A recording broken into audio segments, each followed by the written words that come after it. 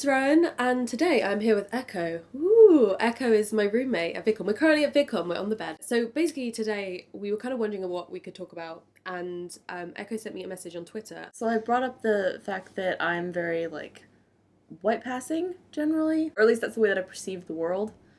Is because whenever I bring up the fact that I'm half Hispanic, people, they do this oh, I didn't know, and it's very interesting. I've gotten some very interesting reactions to it. I've been told on my dad's side that I'm mostly German, and then on my mother's side, I'm Hispanic, because I've been told that it's mostly Spanish and Mexican. But I usually just say Hispanic because that's kind of all-encompassing. It's really interesting to me in terms of the idea of passing and not passing, Yeah. and what that gives you, because there's a big conversation that I've made a video about, which I'll link in the cards, to do with straight passing in the LGBT community. It's this idea of here's a perception of what you should look like, or how you should behave, or what you should do if you're this kind of person, especially a marginalized group or an underrepresented group.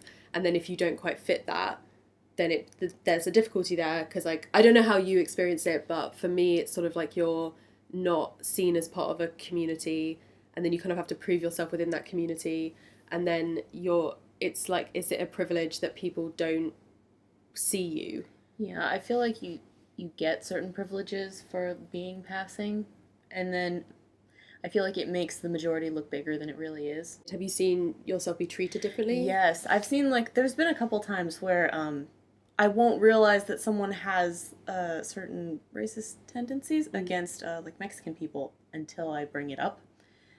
Or I've had people call me wetback. I've had someone call me Little Miss Mexican, and just these little things that they wouldn't have done if I didn't if it didn't somehow come out that I'm half Hispanic. There was one point where my younger sister was telling me that she went over to go shooting, because that's a thing that you do in America, just to you just go out and just shoot at dirt or targets and things out in the desert.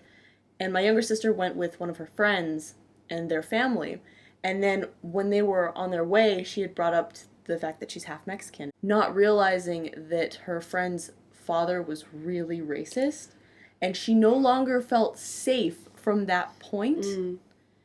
Because they were going out in the middle of the desert with this guy who hates Mexican people, who does not like what she is, with guns.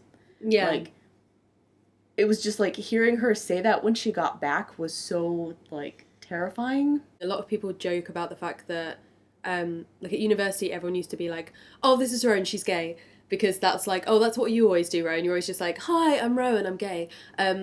But for me, I was you don't understand that why I do that, which is that I've had so many conversations with people who are super homophobic, but when I don't come out, first of all, I invest my time, I invest my companionship in people, and I try and become friends with people, and then when it comes out that I'm gay, immediately they're that colours every single thing that they think about me. So do you think or let me see. So what would be your opinion on getting to know someone to kind of humanize the idea of being gay, for example? Would be you can talk to someone and then let them get to know you as a person, so that they realize you are a full, complete human, and then bringing it up so it becomes an addition to yourself, rather than a defining element of yourself. So I think that this kind of thought process with LGBT people kind of has waves, and different eras of activism have different things. So back when Harvey Milk was in office, there was a big thing about come out, because they need to see us, they need to know that we're everywhere. I'd love for it to be that I could just go and then they'd be gay people aren't sinful after all. But I feel especially when it's religion based, that's such a big part of someone. For them to question that part of their religion is more than just them questioning their thoughts on gay people. It becomes questioning a lot about their religion. So it's just something that often is just not, it's not going to happen from just one person being let's be friends, because it will throw up so many more questions and be such potentially identity shifting to kind of change what they believe about their religion, which is such a tenet of who they are.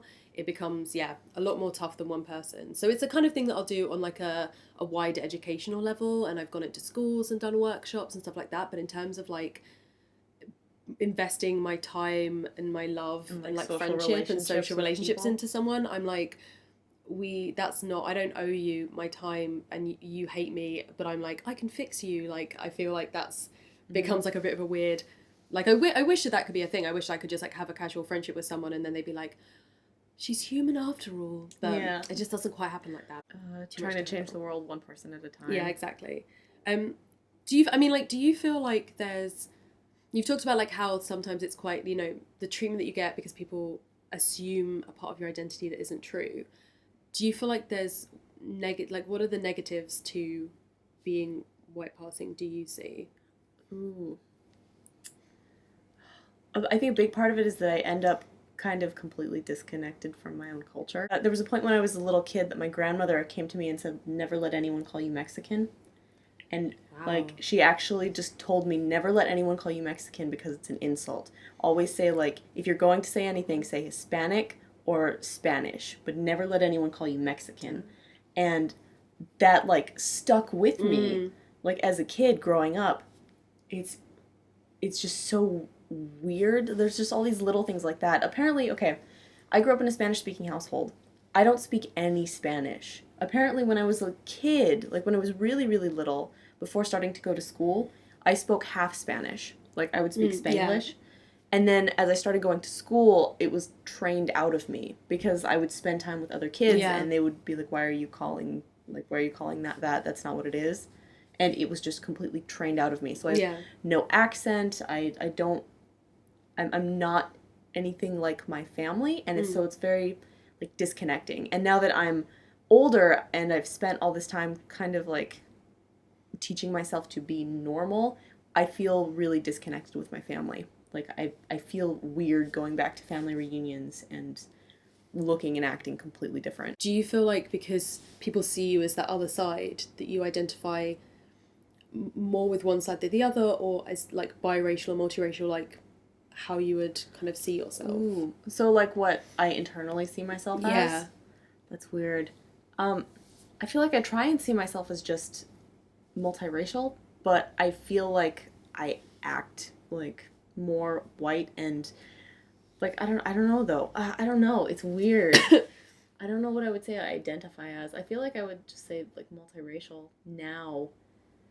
But like I feel like I'm trying to think of like specific examples, but I know that when I was in high school I used to do the whole like you laugh about the whole situation and say like, oh yeah, I'm technically Hispanic and this stuff on my mom's side, and then I'm also like, you have to give like the whole spiel of your entire thing and say it with like comedy, like try and like play it off like, oh, this is no big deal, but like this is my whole family history. I think a big part of it is that it's not something that you do intentionally. It's more so something that you realize you're doing, and then you have to start correcting for your own behavior.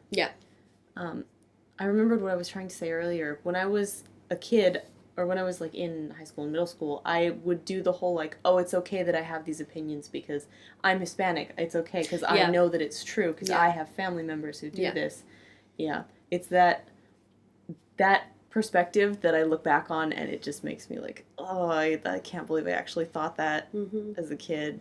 I think it's one of those things that when you have either like it's a thing that you were since birth and you knew you were since birth, so it becomes like this internalized thing that you're aware of while also being aware of your own identity. Or you have something like being LGBT, which most people don't work out about themselves until later in life. So they experience all of like, it's at the time not internalized homophobia, it's just homophobia. And so they kind of experience that and then they have to like come to terms with it. And that's, I think, what makes that transition really hard. It's not like inherently that being gay is really hard to come to terms with. It's just because you've internalized so much stuff. And so it's really interesting that I feel like, but you, even though you know that you're this thing and you have these attitudes, you still go through a process that's similar, I suppose, when you get to the age where you're like, wait a second, I need to sort through like these kind of cognitive dissonance feelings I feel about my own identity. You still have that, even though you've grown up with it and even though you've... It constantly makes me wonder, because I look the way that I do, if I was exposed to more like racism growing up, or like more like microaggressions growing up than someone like my cousins who look really Hispanic. Because I feel like you're less likely, I don't know, people are more open if they think like oh, they're not there, we can talk about them behind their back, not realizing that they're talking about my family. There's probably a version of this in like every marginalized identity, in like every kind of religion or disability, where you kind of, because you grow up in a culture which is telling you that like this is the bad bit of yourself, that you should like not associate with it, or like, oh, it's okay to be like Hispanic, but you're not like those Hispanic people. Like you're the cool Hispanic person who like doesn't speak with an accent, and so you're like better, which is like, oh, you're the cool gay person who's not like really flamboyant, like they don't talk about it all the time, so you're like a better gay person. They still like take the time to attach the negative association to your identity. Yeah, exactly. So it's like, oh, you'll represent, and it's really weird. I feel really weird about that, because I feel like I'm the anecdote that they can say, like, oh, I have this gay friend who she's like she's super feminine and like blah blah blah, like, oh yeah, I have this Hispanic friend, so I can like speak for it because she doesn't speak with an accent, or she doesn't care about this, and so like this is, and it feels really annoying to be like unwillingly complicit in this whole situation where they can kind of say, so like that, like on TV you never see any butch women, and especially no butch kind of like gay women who aren't jokes. The only one I can think of is Boo from like Orange Is the New Black. I love who I adore. She's fantastic. I adore her, but I'm like, I genuinely can't think of another one that isn't just a punchline, who has like an internal, and same with feminine gay men. They're often like the punchline or the joke, or the thing in the sitcom who just, they're not a real character, they just sort of come in and come out, and it's very, very few very effeminate men that you see on TV. It's like Emmett Honeycutt from Queer as Folk, like maybe Kurt Hummel from Glee when that was on, and I think that is that like kind of dehumanization, and seeing it as like, oh, they're the wrong kind of gay, they're too gay, like if they could just like act more like us, it would be fine. Like they worry about like that portraying something like a person or a character that has those traits will come off as insulting. You just have to make them complex characters. Yeah, like they have to have a depth. Like if you can show that they are multifaceted, that's a part of them, but it's not all of them. I have something interesting I can point out. Oh yeah, go on then. I did not realize internalized racism was a thing until Nathan Zed.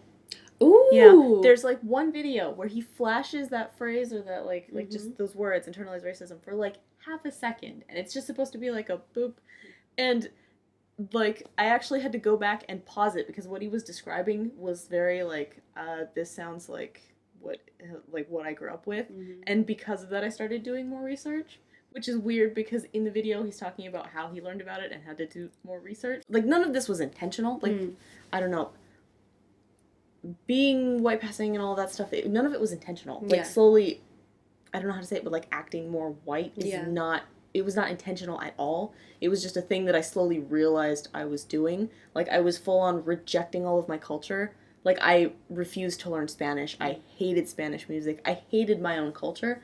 And like just, I absolutely hated it when I was a kid. And then when I was older, I was like, okay, fine, it's there. And now that I'm older, it's taking time to kind of learn to be more proud of my culture. Yeah. Like my older brother's gay, and I saw him like have this negative reaction to his sexuality, and like I remember when I was younger him saying like, I hate the community, like I hate like the scene, I hate the gay scene and whatever. And so much of that I think was tied to like internalized homophobia and all that kind of stuff. Because now like I feel like he's a lot happier in himself, a lot happier in his sexuality. I have really close friends who grew up in very, religious communities and things like that, who were super homophobic, super transphobic, and then later on realised that they themselves were like that. And I think that there's always going to be this question for them of like, wait, if I wasn't this, if I wasn't gay, or if I wasn't bisexual, if I wasn't trans, would I always have been homophobic and biphobic and transphobic? Yeah. Like, would you have just like accepted everything that like the culture has been teaching you? And that's really tough to like. I think that is really tough to deal with, because I think we'd like to think that like, oh yeah, everyone's, every gay person would not have been homophobic if they were straight. But it's such like a weird. It's so weird. Like I feel like society messes you up so much around your own identity. It really does, especially as a kid. Especially when you're young. I mean, we sort of didn't quite come to conclusions. We just sort of talked and things. But that's nice. Like I like that. So if you have any thoughts about this, whatever your identity is, or if you have like an identity that isn't based on like race, ethnicity, or sexuality, like maybe on gender or disability or something like that, or religion, that you want to give your experiences, like do so in the comments. I think this is a really interesting topic. Yeah, it's a very interesting. Everyone has very like individual experiences with. Also, like just in terms of me specifically. I feel like I'm still learning, so like anything that you have to say is welcome. And I suppose until I see you next time, Yeah. bye. Bye.